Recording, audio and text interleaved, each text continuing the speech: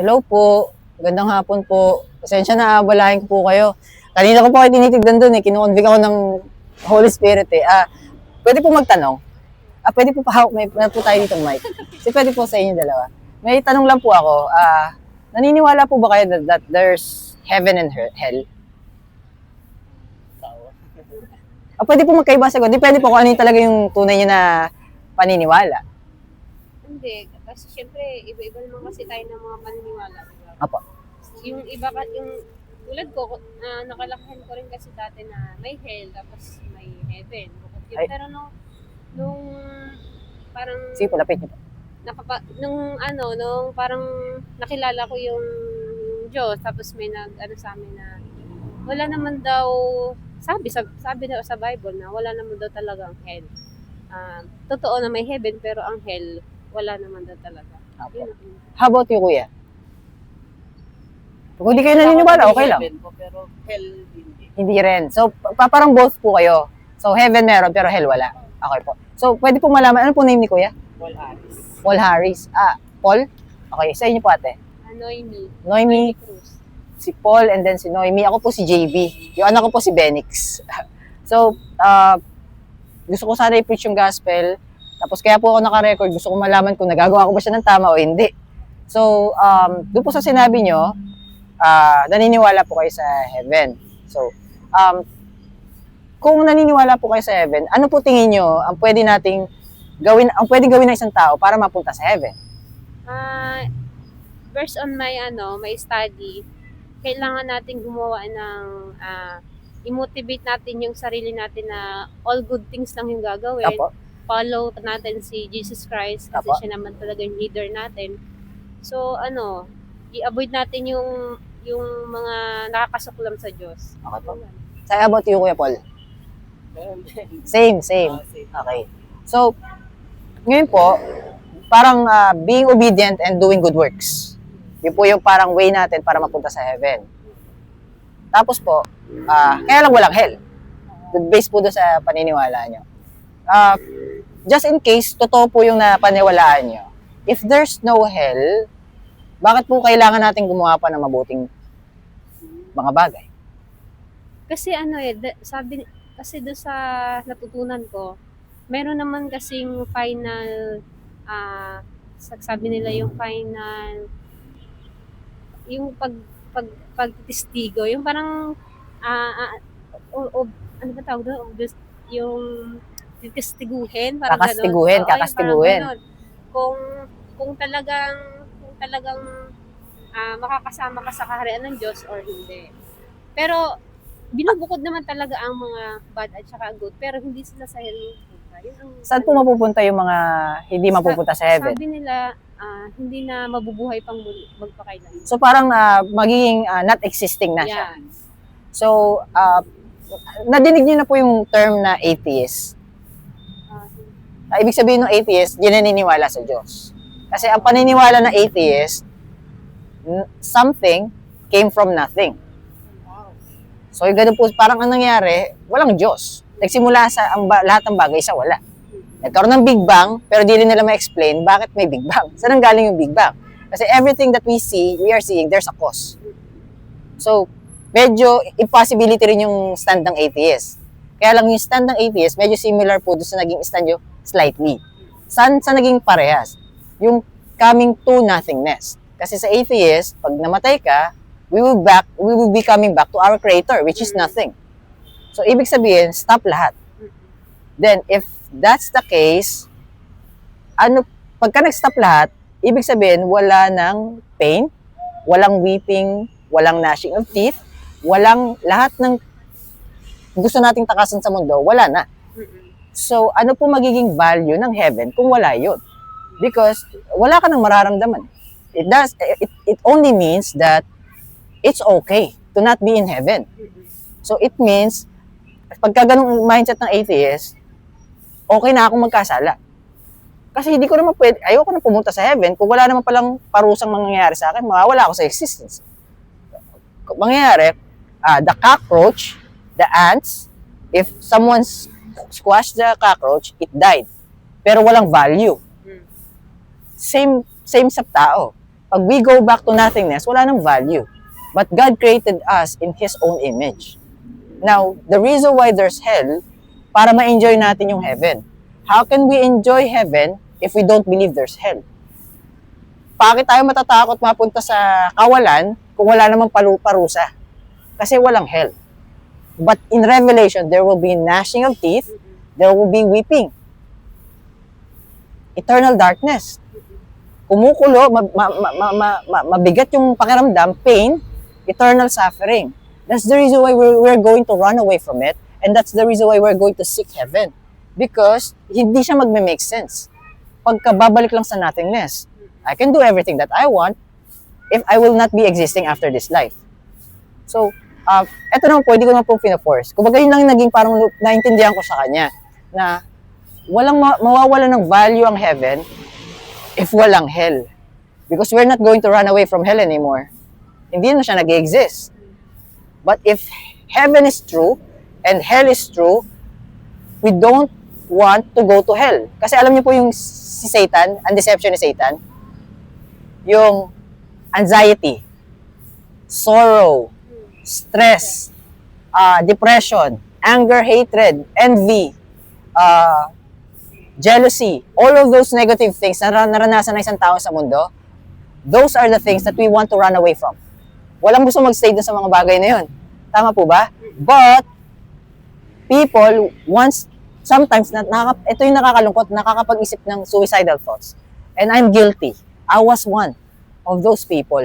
And I thank God, He saved me from that kind of situation. Maganda na yung kita, malaki yung kita, may pamilya, pero nasira. Hindi siya na-feel eh. May empty void sa heart ko that I cannot feel. Ngayon, nung pumasok si Lord sa buhay ko, then I realized that I need Him. I need a Savior.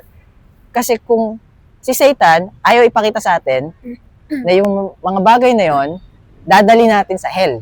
Kaya sasabihin ni Satan, walang hell. Because if you understand that there's hell, you are going to run away from hell. Kasi pagka nag-suicide ka, yun din ang dadatan mo. Depression, anxiety, stress. Paano ko nasabi? Kasi sa hell, mag-isa ka lang. Mainit pakiramdam, nasusunog ka pero hindi nasusunog yung laman. Pangalawa, there's weeping. Iyak ka ng iyak. There's angry. There's hatred. Kasi naiingit ka doon sa mga nakapunta sa heaven. Nagkakaroon ng value yung heaven. So, yung deception ni Satan, huwag niyong paniwalaan na may hell kasi gusto ko kayong ma-distract sa kayang ibigay ng Panginoon. And the reason why there's heaven and hell, God is showing us what's the value of heaven. Peace, joy, and happiness. And the light, there's no need for sun, there's no need for moon. Nakasulat po sa Revelation. Because God is going to be our light. At wala ng darkness. So napakasarap mabuhay, tapos hindi ka na kailangang mainggit, hindi ka na kailangang ma-stress, tapos punong-puno ng pagmamahal ng Panginoon. So, nung na-realize ko po yun, then I started believing and putting my trust in God. Tapos nung binasa ko po yung Bible, and then after hearing a lot of people sa social media, sa church din, Satan wants to treat ourselves as gods. Sabi sa Genesis chapter 3 verse 5, if you eat that fruit, Eve, you will be smarter. Your eyes will be open. Magbe-make sense sa iyong mundo. And you will be as gods. Satan is hiding it from us. Na tinuturing na natin yung sarili natin na Diyos. Paano yung deception ni Satan? Ourself is now the most important thing in our lives. But the thing is, we are not immortal. We are mortal. Meaning, the flesh will soon pass away. Hindi lang natin alam kung kailan. So, as sinasabi sa akin ng gospel, JB, after your life here on earth, I love you so much. I've seen the future because I'm omniscient, I'm omnipresent, and I'm omnipotent. Kaya kong gawin ang lahat. Ililigtas kita if you put your trust in me. Now, living here on earth, mahirap. Pero dahil kasama mo ako, magkakaroon ng peace of mind. Hindi ka na magkakaroon ng anxiety kasi hindi mo na hinahabol ang mundo. Although nakatira ka sa mundo, gagawa ka pa rin ng mga bagay na nasa mundo. Kasi it doesn't make sense na matutulog ka na lang araw-araw, wala ka nang gagawin. Nung na-realize ko po yung gospel, nagkaroon ako ng kapayapaan.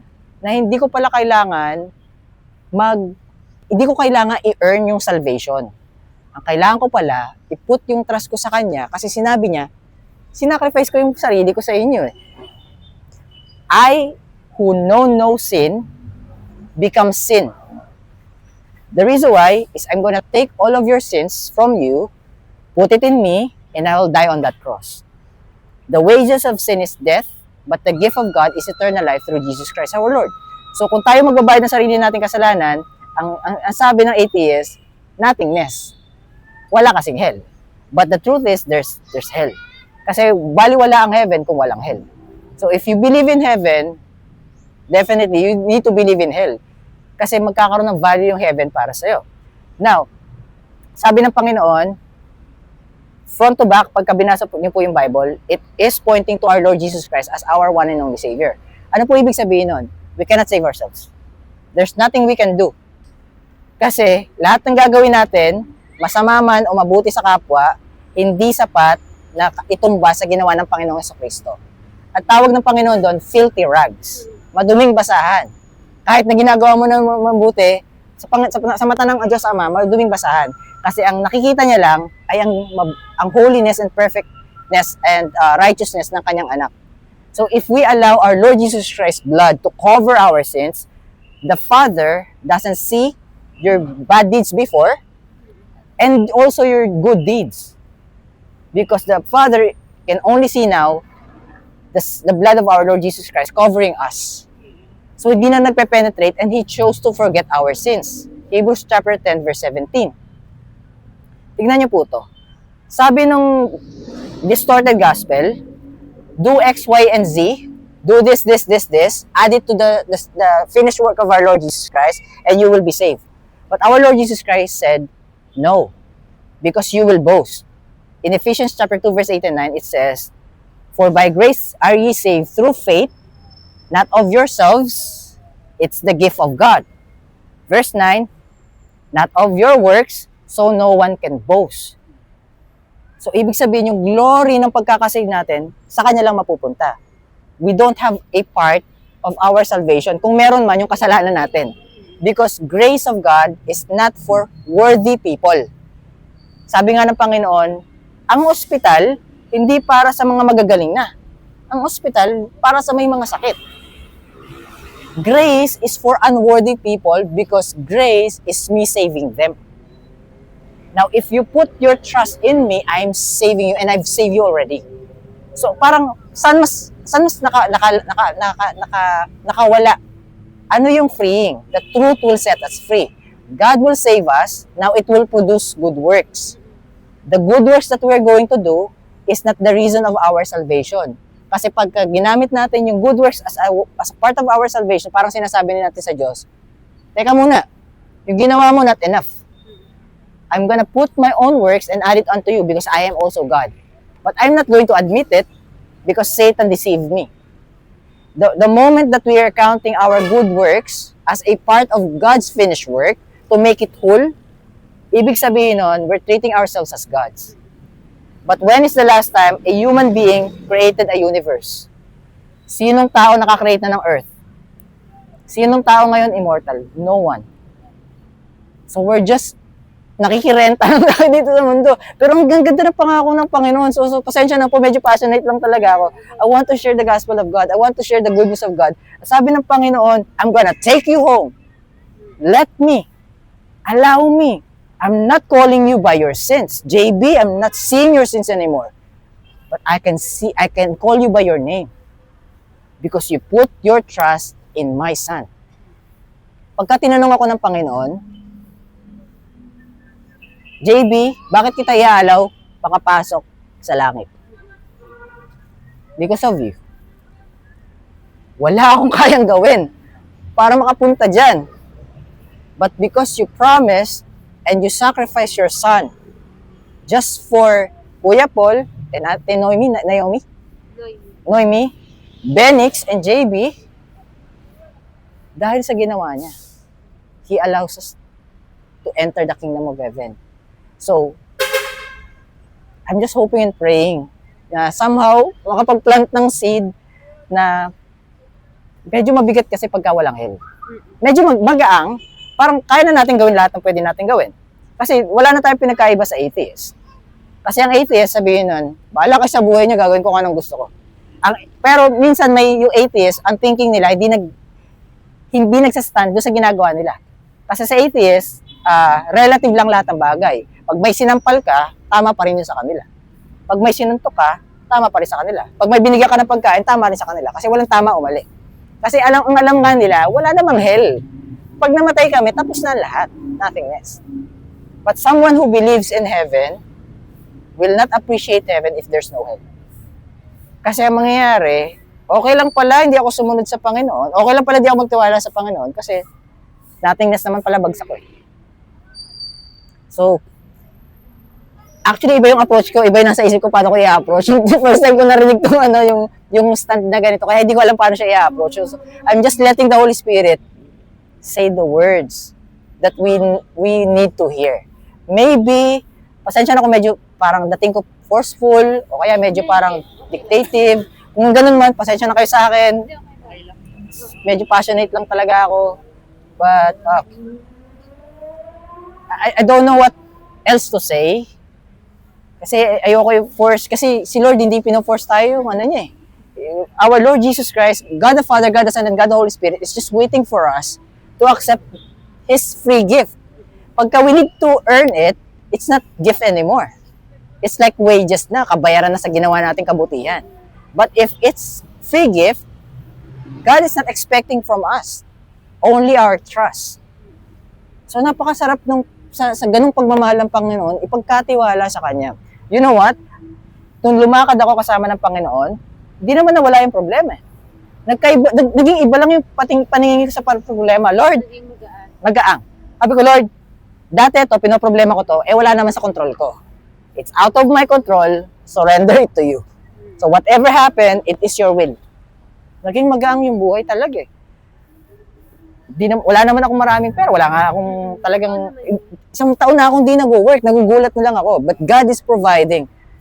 I'm just dwelling inside the Word of God. Kasi ang ganda nung sinabi doon sa John chapter 1 verse 1. In the beginning was the Word, and the Word was with God, and the Word was God. John chapter 1 verse 14. And the Word was made flesh and dwelt among us, and we beheld this glory, the glory as of the only begotten of the Father, full of grace and truth. Ibig sabihin, yung pagbabasa ko pala ng Biblia, hindi pala baliwala. Because nag-uusap pala kami ni Lord. Siya yung salita.